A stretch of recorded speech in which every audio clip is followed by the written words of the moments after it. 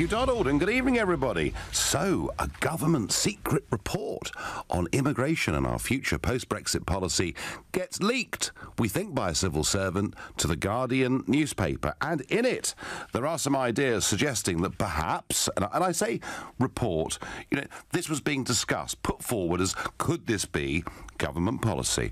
But among the ideas, a cap on the number of unskilled workers coming into Britain from the European Union, introducing a salary and skills threshold, ending the automatic right for people to settle in Britain who come from European countries, and putting in place effectively a work permit system that said that low-skilled migrants would be able to come if they were needed for a maximum of 2 years. Those with higher skills could stay for 3 to 5 years. In a sense, it's drawing a distinction between work and settlement. You can come to a country to work for a time-specific period, but have no automatic right to settle there and bring your family. So this is what was in the paper. Now, it has been met, I have to tell you, by a barrage of criticism. The National Farmers Union have said that if this policy was in place, the entire food supply chain could be threatened. So no scaremongering coming from the NFU there. And the British Hospitality Association similarly giving some pretty dire warnings as to what would happen in coffee shops and in, hospitality facilities and hotels or sporting occasions. But of course, support coming in from other quarters, in particular Migration Watch, who say the government's immigration proposals are very good news. Over time, this could reduce EU net migration by 100,000 people a year. What do I think about this? I can scarcely believe it. We are having a debate about what our policy should be on immigration. Because up until today, for the last goodness knows how many years, we've not been able to have this debate. So we're having this debate, and it's clear that someone, somewhere, inside Number 10 and government, have said to themselves, do you know what? I think those 17.4 million voters might have been sending us a message, might actually have been giving us an instruction. They're telling us they want numbers lower. Here are some policy proposals, ideas as to how we could reduce the numbers. So, look, I've, been pretty critical over the last few weeks of a government that goes for transition periods and accepts we might go on paying money for the next few years. But I do think that the fact this is even being debated is a good thing. Whether it actually would ever have made it through, and how they would enforce the idea that somebody who comes for 2 years on a work permit, how they would enforce the removal or voluntary withdrawal of that person, these are all questions to be answered. So I wonder how you feel about this. Do you think that actually, by beginning to talk about this, the government are now trying to honour the Brexit deal that the country told them to? And if you agree with that, please call me on 03456060973. You may take the view of the National Farmers Union and others that unless we have a complete open door and unless we ignore the referendum result, that actually our country's economy will simply collapse, in which case text to 84850. Or maybe you think immigration is being talked about really rather too much. I doubt we'll get many of these, but you could tweet using the hashtag Farage and LBC at LBC and watch me live on Facebook. And let's see where we go this evening and whether we have the level, the volume of passion that we saw last night. Phil from Tiverton is my first caller. Good evening.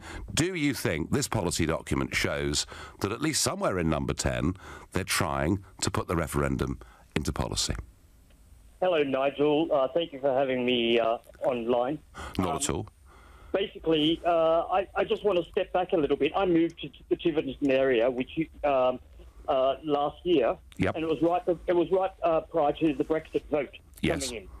I actually went and I was lodging with somebody who idolises yourself and completely, was engrossed in the UKIP platform, which was to get out of the EU. Yeah. What I discovered after living with the person in their space for 1 month was exactly how racist they were, how they blamed all immigrants for the job problem in this country, for the lack of work, for the benefit cheaters, for the housing crisis. I had 1 month of having to listen to all this. She was on a complete bandwagon, and she idolised you. There was to be no talk in the House while you were speaking on the TV. Well, there are all sorts of people out there, Phil, with unusual hang-ups, I know. Let's just sort of look at some of that, shall we? So, housing. So, Phil, do you think there is a link between a housing shortage and high house prices and very long waits for social housing and immigration? Do you think there's a link, Phil? No, I think there's a link between what you started running, and I think you were very successful to get out of the EU, but you set up a platform to stir up racism and hatred. All right, I'll tell you what, Phil, let's try one more time, shall we? Because we're supposed to be having a civil conversation. Do you think there is a link between a lack of housing, huge waiting lists for social housing, unaffordable prices for many of the under 40s in huge parts of this country?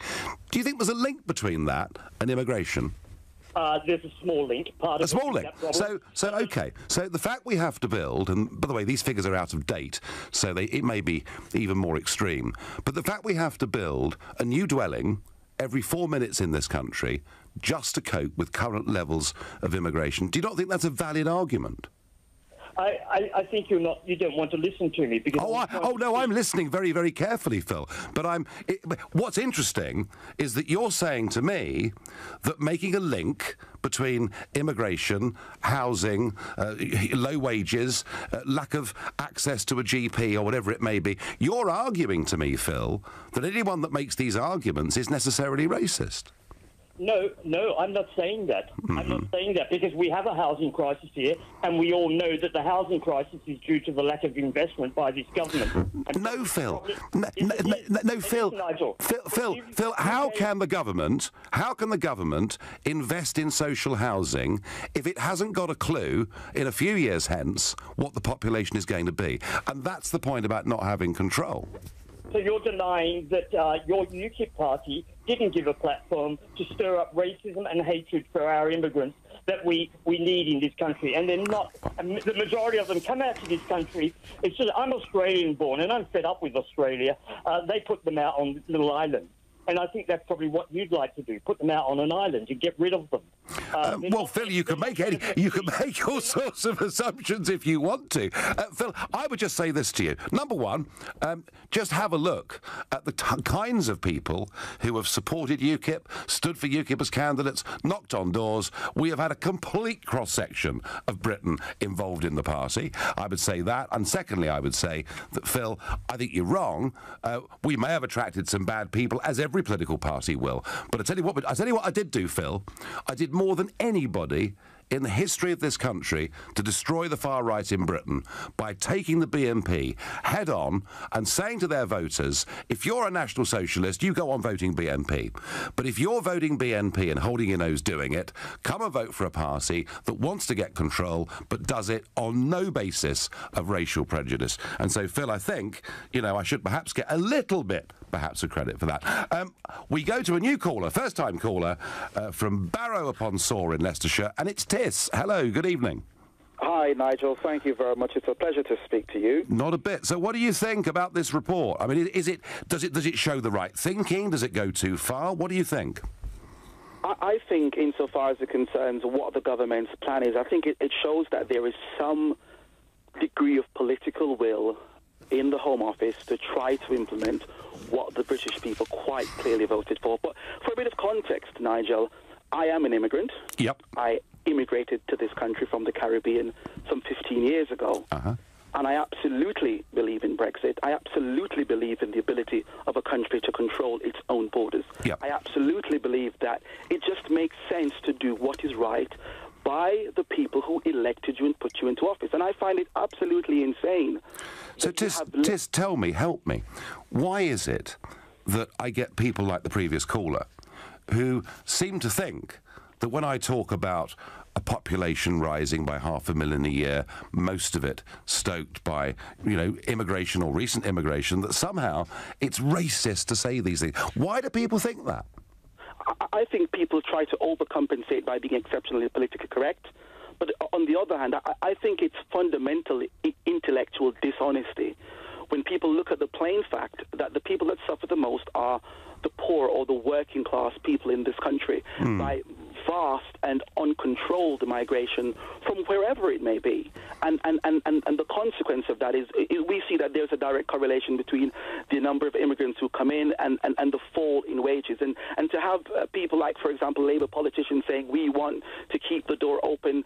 There's so many people who are workers, who are labourers, who have traditionally supported the Labour Party. This is a massive betrayal of them, because what's really taking place is that this push of the Labour Party is driving down the living standards of these very people that have always supported the Labour Party. I voted Labour before, and I never will again. Tess, I think they may be in for a shock that their complete change of position from the leadership of the Labour Party to being for staying in the single market and the customs union, at least for the transitional period, and having open doors for that period, may well kick them hard in the ballot box next time round. Tess, thank you very much for your call. Moira says, and it's a very good point, should we not be concerned that a confidential report was leaked? To me, another attack to sabotage Brexit. Moira, I think you may well be on the right path. More of that in a moment. For now, you're listening to The Nigel Farage Show, exclusively on LBC, and it's 7:15. So a leaked government report suggests that actually the government could, at some point in the future, get really tough about who can come to this country to work or even to settle, ultimately, from the European Union. Be met with fury and anger by the National Farmers Union and others, but support from Migration Watch and many, many Brexit-supporting politicians and people. Now, before the break, we speculated. Why was this leaked? Was it leaked by the civil service or somebody inside Number 10 to try and do down Brexit? Moira suggested that on Facebook. On Twitter, Rob says, this was a planned leak. They must think we're stupid. This was to keep Leavers happy. Just fake news. Wake up, UK. Well, I wonder whether there's a little bit of a clue in this from the response we've had from our mates in Brussels. Elmer Brock, one of the most senior MEPs in the Parliament, not happy with the deal, and suggestions coming out that Brussels would block a transition deal and impose real limits to single market access if Theresa May was to press ahead with this plan. And again, sourceless briefings, no one putting their name to it from the European Commission, but people suggesting that actually Switzerland faced the same choice. The European Union said, look, unless people can have free movement in and out of Switzerland, being part of the Schengen zone, you will suffer, and the Swiss gave in. So was this done? Was this done effectively to make sure that it can't be put forward by the government, otherwise it would ruin the transition plan they've got already? I don't know. It's all speculation. What I would say, at least someone somewhere inside the Home Office or Number 10 is at least thinking about the right ideas. Although I get on text, I'm confused. I thought the very point of voting out of the EU was to end free movement anyway. Yes, you're right. It's just that many of us are worried about whether we're going to get it. I wonder what Steve, another first-time caller from Welling in South London, thinks. Steve, good evening. Good evening, Nigel. Good to speak to you. Good. So was this leak, do you think, designed perhaps to damage Brexit or the opposite?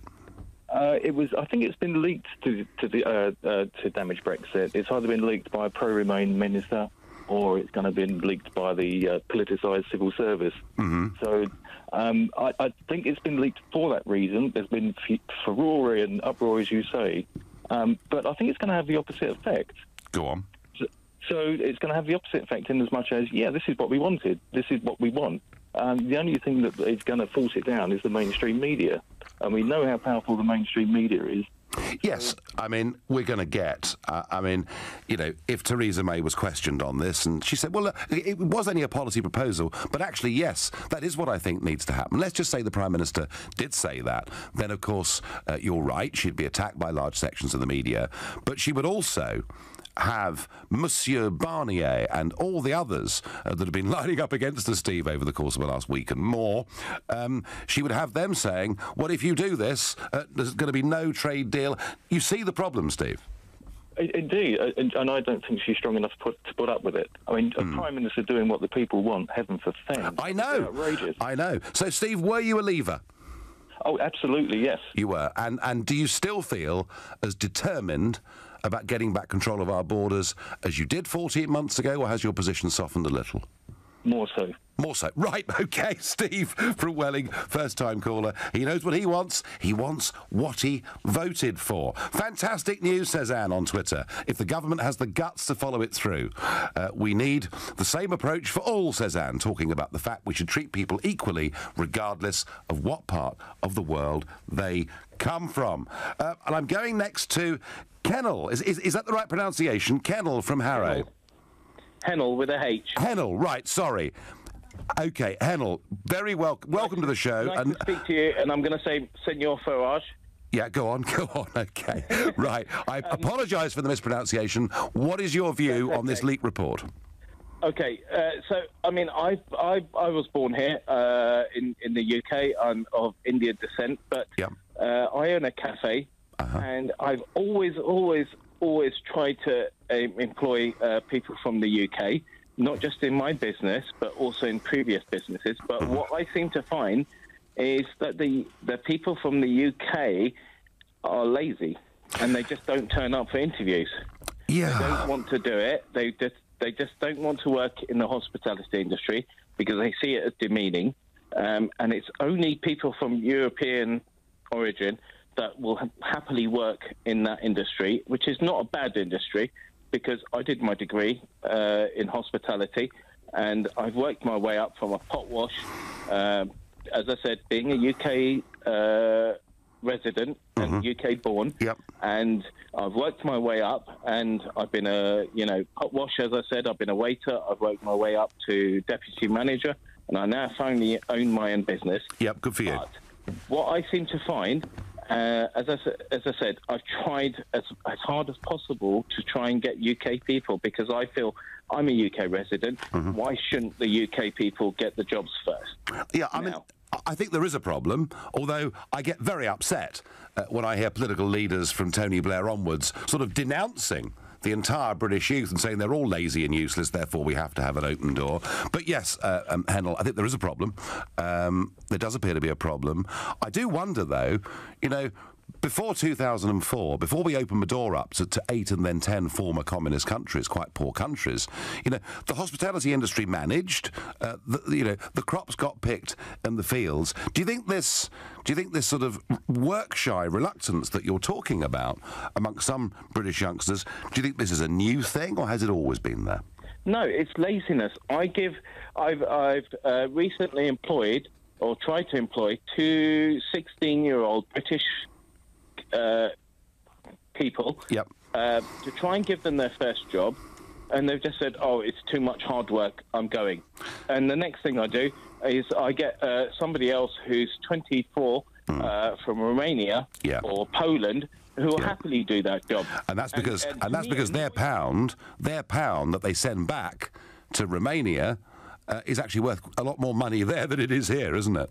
But then isn't it the fact that the people that are working here don't want to work because they don't want to work for that wage? And I don't pay a minimum wage. I pay a bit more than a minimum wage. And I really, honestly, I want British people. I'm so much to get British people to work in a British company, but they don't. They're too lazy because the benefit system is wrong. It's just ridiculous. I don't for a moment doubt that there is a problem. I think sometimes, I'm not talking about your business, sometimes the very big businesses love to use it as an excuse because they want to keep wages down on the floor, and there's been plenty of that going on, but we do have a problem. The answer, of course, is, and maybe this government document gets us in the right direction, that if we genuinely have shortages, labour shortages in this country, then of course a flexible work permit scheme that allows somebody to come and work for up to 2 years, that can be extended or contracted. But Hannah, I thank you for your point. Another new caller, businessman, making the point that in some parts of the country, getting youngsters to come and do jobs in hospitality is a problem, and I'm sure he's right about that. Sarah is calling from Hereford. Sarah, good evening.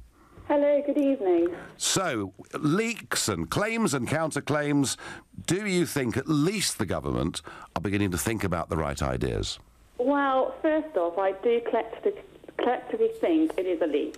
Absolutely. And I feel, considering the Labour's position and the U-turn that has happened, I feel this has been produced to calm down Leave voters for the Labour Party. For the Labour Party? For the Labour Party, because their key, Labour voters want end of free movement. They want immigration to be reduced. And there's uproar. Labour voters are absolutely disgusted in the Labour Party. It's treachery. It is spineless what they've done to their own voters. And I feel this is kind of going to smooth down the whole kind of fury slightly, because they can see, obviously, for the Conservative Party, it belongs to the government, the League. However, I wonder if anybody, the higher echelon, has gone, we might just leak that to the Guardian, and that might just soothe down some Labour voters. Well, it might attract some Labour voters, perhaps, to switch sides, mightn't it? The estimate I saw, Sarah, was that about 3.5 million regular Labour voters voted for Brexit in the referendum. So I guess, you know, you've got those 3.5 million, plus a few more that voted for them in the election this year, who perhaps had come back to them from having voted UKIP in the last election or two. So I guess from a Tory perspective, you know, playing party politics, if there are millions of Labour voters who feel betrayed by Corbyn, they might perhaps support the Tories, do you think? Absolutely, and I totally agree why that can happen. Yeah. But I think if we look collectively at the whole of the government, I do think they're spineless. They all need to get a backbone, step up to the plate and deliver, because, you know, leaks, etc., that's fine, but get on with the job. The British public will not stand to be messed around. You know, we're kind of, every week there's a news story. Somebody, a Lord said this, and, you know, Michel Barnier thinks he's going to educate. Oh, I know, and threaten us and bully us. I feel like I could educate him. Sarah, thank you very much indeed for your call, Sarah, another first-time caller. Pamela says, we need to honour the rights of those already here, but monitor and control further immigration. Here, here. Ricky says, throwing the word racist around doesn't work anymore. Well, I had a bit of that with Phil, my first caller this evening.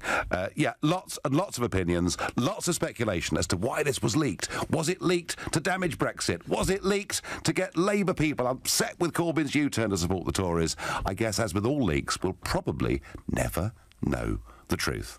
You're listening to The Nigel Farage Show, exclusively on LBC.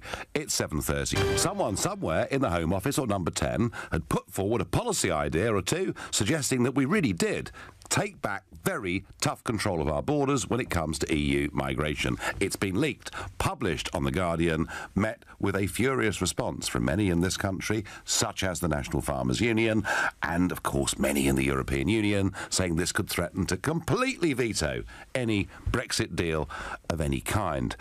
And Gary says to me on Facebook, good evening, Nigel. May look very nervous today at Prime Minister's questions.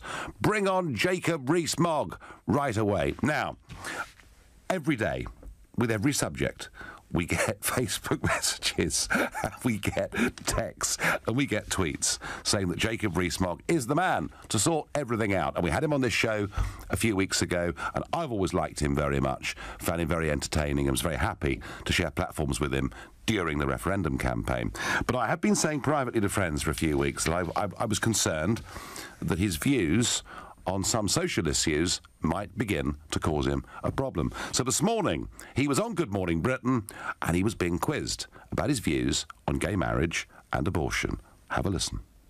I don't want to criticise people who lead lives that are different to mine, but equally, I don't want to divert from the historic teaching of the Catholic Church. Okay. So if I were to say to oppose, I would be inadvertently condemning people. So what is your view, for example, what's your view of abortion? I'm completely opposed to abortion. Life begins at the point of conception. So why are you prepared to say you're opposed to abortion, but not opposed to the same-sex marriage? Because it's a completely different kettle of fish. That with, it's a Catholic teaching. No, hold on. It's a different kettle of fish. That with same-sex marriage, that is something that people are doing for themselves. With abortion, it is something that is done to the unborn child. Are you completely opposed to abortion in all circumstances? Yes, I am. Rape and incest? Sexual violence? I'm afraid so. Really? Life is sacrosanct, and begins at the point of conception. And I think it is wrong. So if a woman is raped, say you were Prime Minister, and a woman is raped by a family member, right? You would say she had absolutely no right to have that baby aborted? No, she would have a right under UK law. Yeah, but you wouldn't agree with that, right?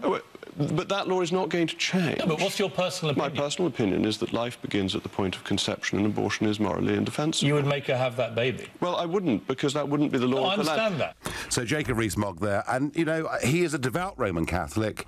He believes in his views strongly on abortion, and I think that to date, Jacob has had quite a fun run around the media. He's been treated at worst as being an eccentric. I think some of the nastiest things ever said about him, perhaps, was that he was the honourable member of the 18th century. It's about as bad as it got. And I suspect now that he has got support, he's being touted as a potential future leader of the Conservative Party. He's second favourite with the bookmakers. I suspect now he's going to come under a lot of abuse and a lot of criticism and find life a lot tougher. I have to say my own view on it. I mean, I'm actually pro-choice, but I do think there's something perhaps wrong with the law that we have at the moment, in that we legally allow abortion up to 24 weeks, and yet we spend a lot of money in national health hospitals saving babies, successfully saving babies that are born at 22 weeks. So I do think the law needs to be looked at and needs to be updated. And it remains to be seen whether somebody with very strongly small c conservative views on gay marriage, religion, abortion, can continue to have a successful career in British politics. I'm sure on the back benches they can, but don't forget Tim Farron stood down as leader of the Liberal Democrats, citing, I mean, some would say it's because the election didn't go better, but he said no, he found his profoundly strong Christianity incompatible with leading a modern political party. I have to say, one thing I will say about Jacob Rees-Mogg is he could, of course, have fudged it. He could, of course, have given the answer that he knew people would want to hear. But, you know, he is true to himself. And that may well mean that people don't reject him. Going to be interesting. Back to the question, why was this report leaked? Was it an attempt to do down Brexit? Was it a clever way to try and get Labour supporters to come to the Tories? Was it actually never really a goer anyway and would have been watered down hugely? I wonder what John, a new caller from Glasgow, thinks. John, good evening. Good evening. I just wanted to make a point in relation to a question you asked one of your earlier callers, if you thought that immigration had an impact on social housing. Well, I said an impact on housing, yes.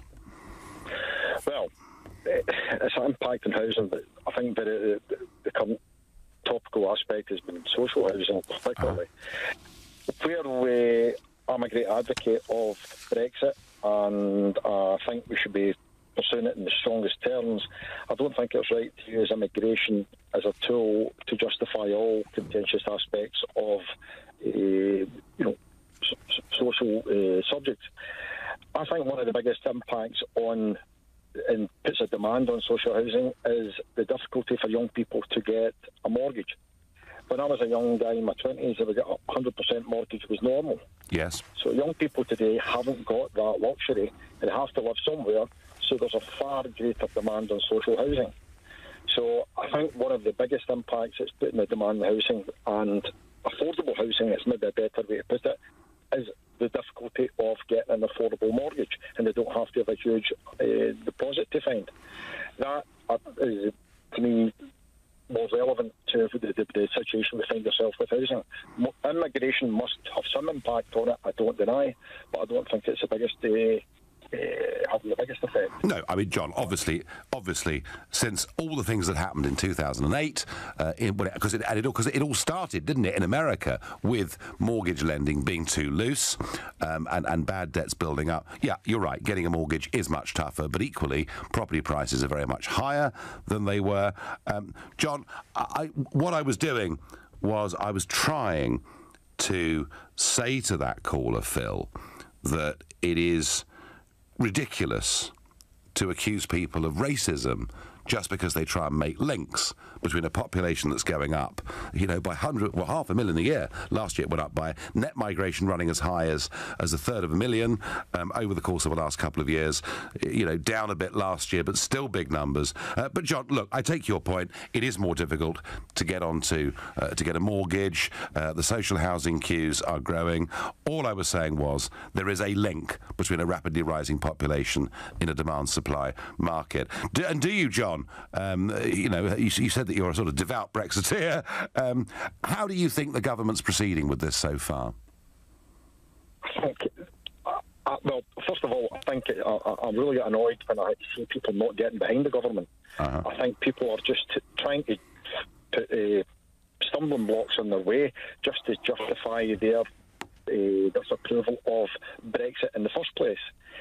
It's going to happen, so they should all get behind the government. But I think the government should really push ahead strongly. I think it's only been shown as one-dimensional that if we have a hard Brexit, it's going to be detrimental to the British economy. It's going to be equally detrimental to the European economy. Quite. And I think if Britain walk away... No, John, I agree. John, I agree with that completely. And this is where economic logic needs to kick in with these talks. Something I'm not sure that Monsieur Barnier and Monsieur Juncker are looking at. John, I thank you very much for your call. Waz says, as long as people coming into the UK can offer a skill or trade, then fair enough. Well, kind of. That's what this document was talking about. The people should have trades or skills. But Waz, I want to add 2 points to your comment. One, surely we should actually be looking at people's skills and ability, not on geography, and not saying, you're from Bulgaria, you must have a much better chance of coming to the UK than India or Australia. That's the first point. And the second point is, you know, we do have shortages. We have shortages of nurses. We have shortages of engineers. And can we please, please, please start genuinely training some more people? And I think Brexit actually offers a bit of an opportunity to have that conversation as well. What does Sarah in Stratford think? Do you believe this leak report, or was it never going to happen anyway? Well, I don't know, but, you know, what made me call up was that I had this narrative about English people being lazy and they don't want to work. And my background is, you know, I was born in London.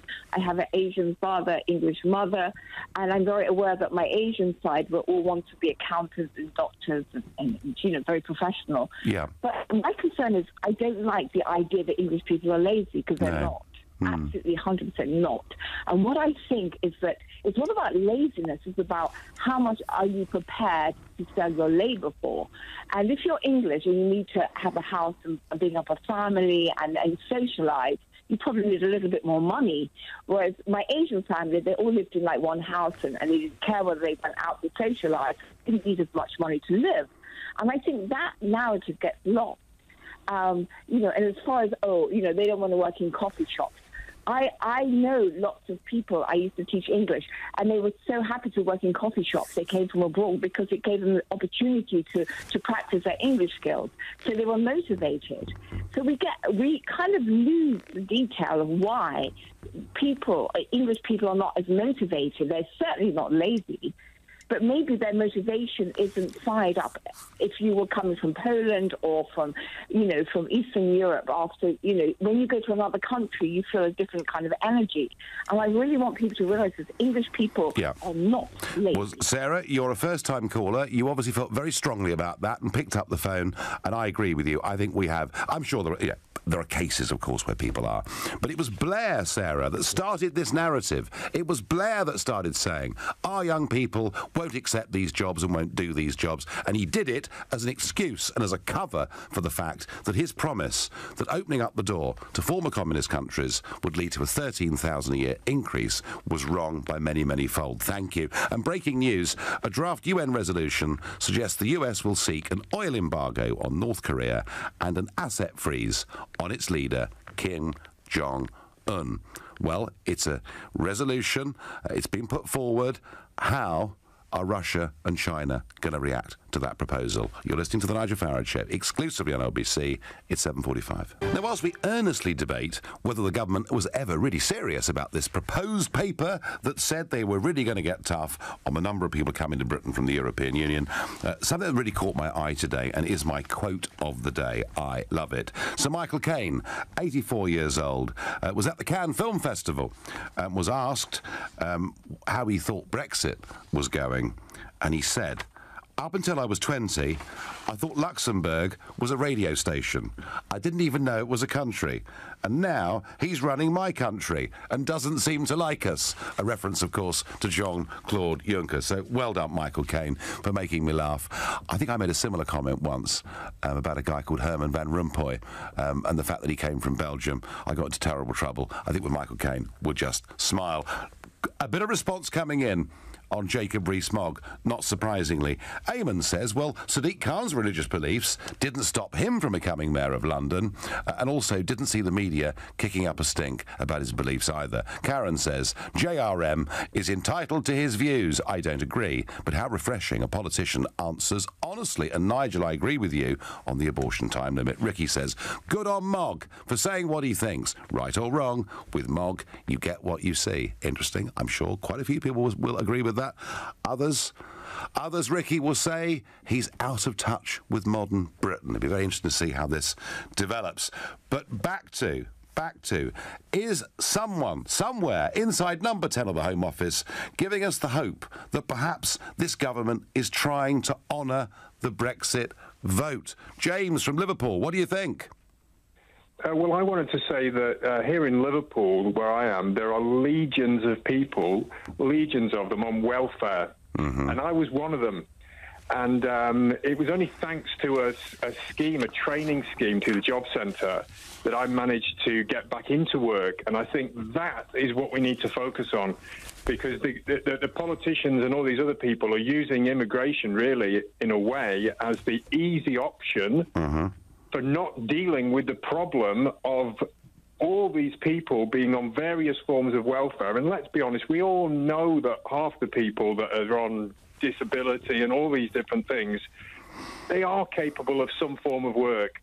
It's just a case of retraining them, and it's a case of getting that work. But no politician wants to grab hold of that. It's interesting, James. I mean, the point you make, because I had a cafe owner on earlier. I don't know whether you heard him, from Harrow in northeast London, a guy called Hennell, and he was saying that he found that when he had young English people coming in and applying for jobs, they appeared a bit work shy. They appeared a bit lazy. Do you think that welfare is playing a role in that? Well, obviously, he said that. He said that, though. He actually said that. I heard what he said. He actually said because it's too easy. People have got it too easy. But I'm asking you, James, as somebody who said they were on welfare.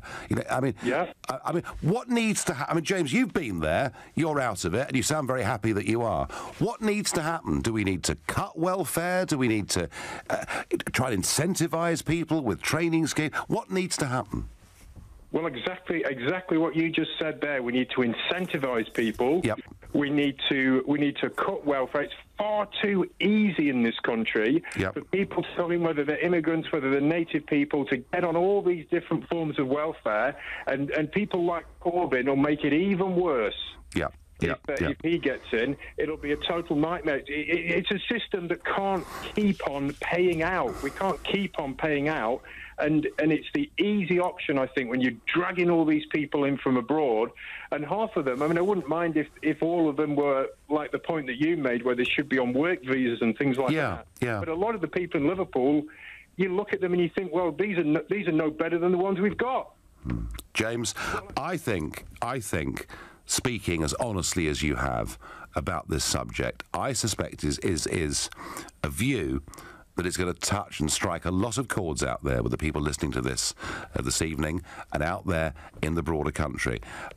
Politicians, people in Parliament, are terrified of a headline that says, you know, X or Y thinks that people on welfare are all useless, lazy scroungers, and they dare not say it. They dare not directly link welfare to this problem.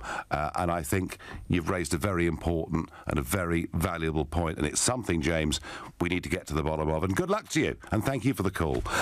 Now, I wonder what Paul in Bromley makes of this. And Paul, yet another first-time caller. Welcome to the show, Paul. EU migrants, have they been good for Britain so far? Oh, yes. Thank you for having me. I think, yes, they have, actually. And it's so sad and quite frustrating to actually not actually being grateful for the work they've been doing in this country. These people coming here, they're actually taking jobs that we don't want to have, and they're growing our economy. That's the fact. I mean, I think the way we listening to the radio, and some people think it's very, very financial literacy to actually saying that many people coming, that's bad for the economy. That's more car to be bought, that's more house to be bought, that's more services. And the government has to take their responsibility. If they're having people coming into the country, they have to make sure the service is there for them, not accusing those people, paying taxes every single month, working hard with their family. I mean, where's the rationale behind it? That's my point. Well, Paul, you make the point. You make the point about migrants growing the economy. Well, migrants and an increased population certainly puts up our gross domestic product, but I don't see any evidence that it's put up our gross domestic product per capita. So, you know, I think on the economics of it, you know, reports saying very different things, but it strikes me the House of Lords probably got it right. When it said on the economics it was a score draw, but there were big social concerns with our population going up as quickly as it has. We'll have to see. Paul from the Wirral says to me, Nigel, I believe the net economic benefit of low-skilled immigration is marginal due to them being eligible for tax credits. Well, of course, you know, that is the other point, Paul, isn't it? That there are a range of in-work benefits that people on low incomes get as well. It's difficult. Some think the government is on the right tracks. Yes, they're going the right way if they actually stick to it and don't fold under pressure, I get on Twitter. Well, I don't know about folding under pressure. You know, this document had never actually made it any further than being somewhere in a back office, but it was being talked about. Dermot, my last call of the evening. Dermot from West Hampstead, hello. Hi Nigel, how are you doing? I'm doing well, and I'm sort of slightly encouraged that at least the government are talking about this. Well, I've slightly got to divert you because you know you're talking about all these people coming in doing the picking the cabbages and carrots and all the rest of it, and they're not going to be coming in anymore. I think what we're going to have, what we're resulting in, we're going to have the most educated carrot pickers and cabbage pickers in Europe. What, because they'll all have degrees, you mean? Exactly. Right. I tell you what, Dermot, that point, as a final call, is very entertaining, and I thank you. And my final thought on all of this is I can scarcely believe that we're even having this debate, that this document actually existed. Because for years I've argued that we should have an honest, open debate and discuss proposals as to what to do with our borders in the future. And we haven't done it. Why? We haven't had the ability to do it. Because we've had an open door and because we've been weak, even with the bit that we did have control over, but we never could have a proper, sensible debate. And what Brexit does, folks, it brings back democracy. It brings back debate. Whether this report was ever going to be enacted or not, we now think that someone in the government was seriously considering it. And that, I think, is great news. I couldn't be happier. You've been listening to The Nigel Farage Show here on LBC. I'm back tomorrow evening from 7. I'll also be here on Sunday, of course, at 10 a.m. with the new show. Coming up.